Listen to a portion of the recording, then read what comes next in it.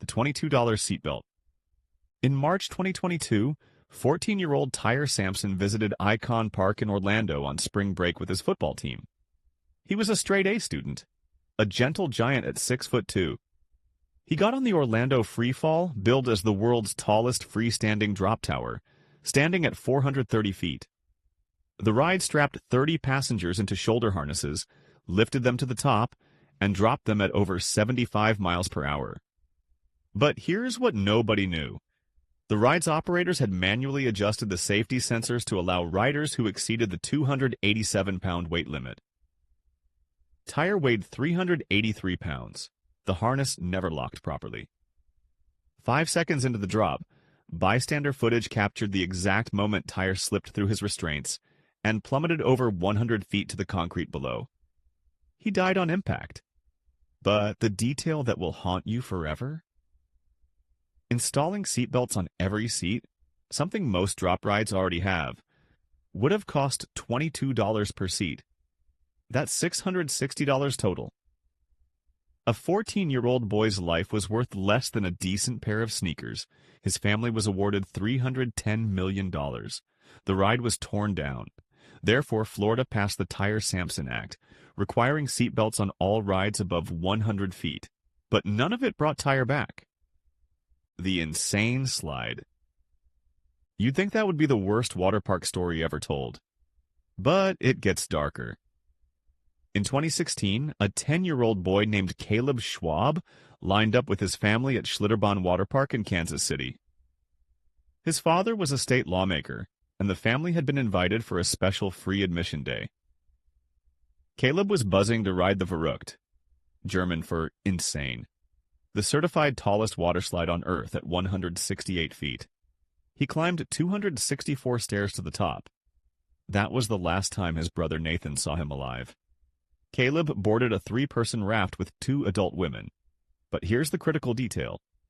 Caleb weighed 74 pounds and was placed in the front. One woman behind him weighed 275 pounds. The other weighed 197. That weight distribution was catastrophic. As the raft hit 70 miles per hour and crested the second hill, it went airborne. Caleb's body slammed into a metal support pole holding the overhead safety netting. He was decapitated instantly. His brother, waiting at the bottom, screamed, "He flew from the Verrückt. He flew from the Verrückt." But the most disturbing part? Investigators later revealed that during testing before the slide even opened, sandbags loaded into rafts had gone airborne multiple times. The park knew. At least 13 other riders had been injured on the slide before Caleb ever climbed those stairs. The designers were arrested on second-degree murder charges. Therefore, the park was shut down permanently. But every single criminal charge was later dismissed on a technicality. Nobody went to prison. The family settled for $20 million. The ride was demolished. The Schwab family's last words to their boy? "Brothers stick together." Caleb's response? "I know, Dad." 8 teenagers trapped. On May 11, 1984, 8 teenagers walked into the haunted castle at Six Flags Great Adventure in New Jersey. It was supposed to be a cheesy, dark ride. Foam walls, strobe lights, fake scares.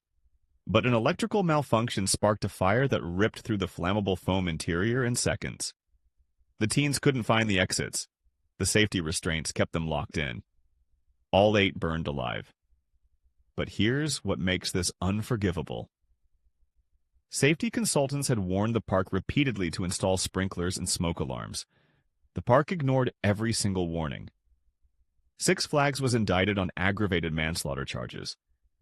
Therefore, you'd think justice followed. It didn't. A jury found the park not guilty. Six Flags paid millions in civil damages, but no one spent a day in jail for 8 dead children. America's deadliest playground. There is one park so dangerous that locals gave it 4 different nicknames: Traction Park, Accident Park, Class Action Park, and Friction Park. Action Park in Vernon, New Jersey, killed 6 people between 1978 and 1996.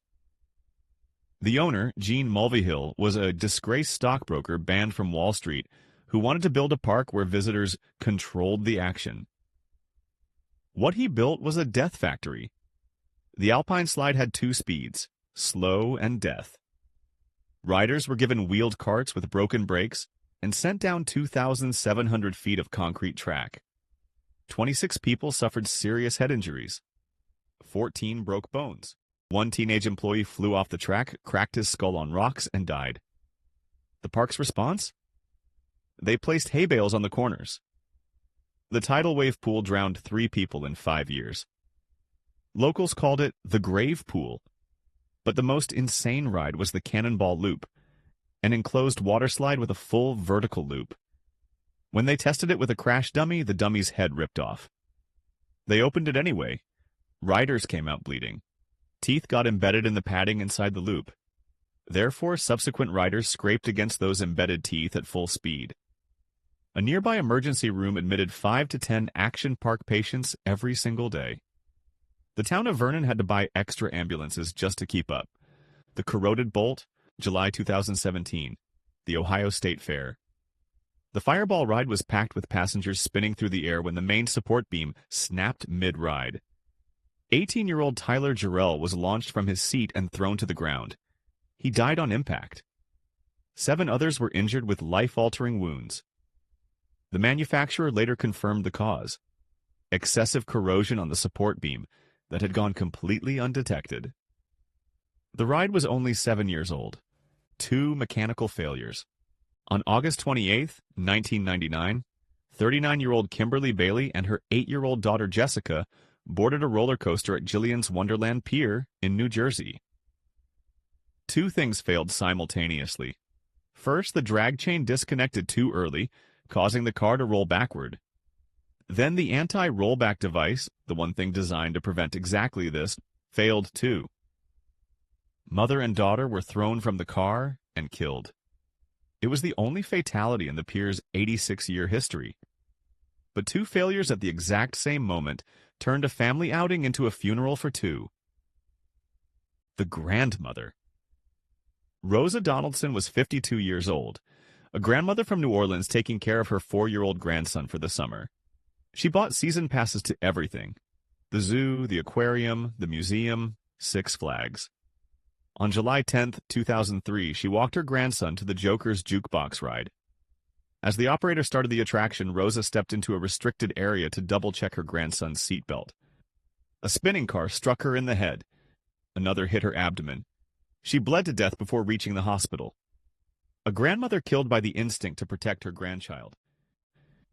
11 crashes, 1 life, $70,000.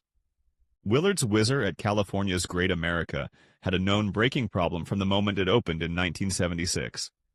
Between 1976 and 1979, trains collided at the station at least 11 separate times.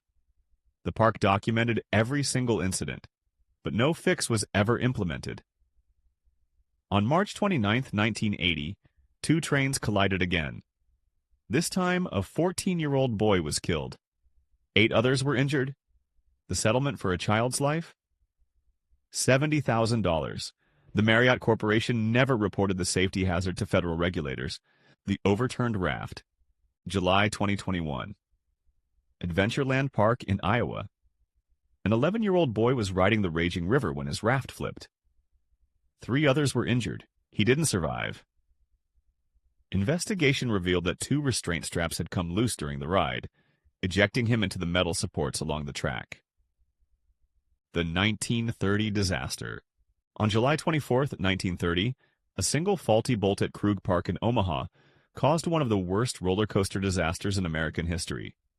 The bolt was supposed to hold a brake shoe in place. It failed.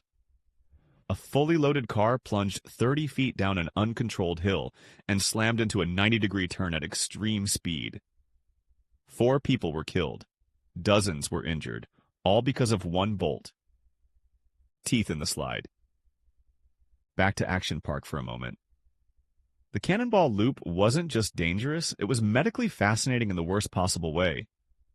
Riders entered a fully enclosed tube that went into a complete vertical loop. The G-forces were so violent that multiple riders lost teeth on impact. But those teeth didn't just fall away. They became embedded in the foam, padding lining the interior of the loop. Therefore, the next riders through the loop had their skin shredded by the previous rider's teeth at full speed.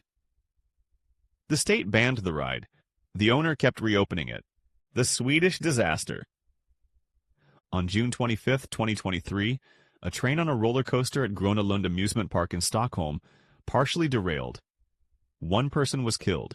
9 were injured.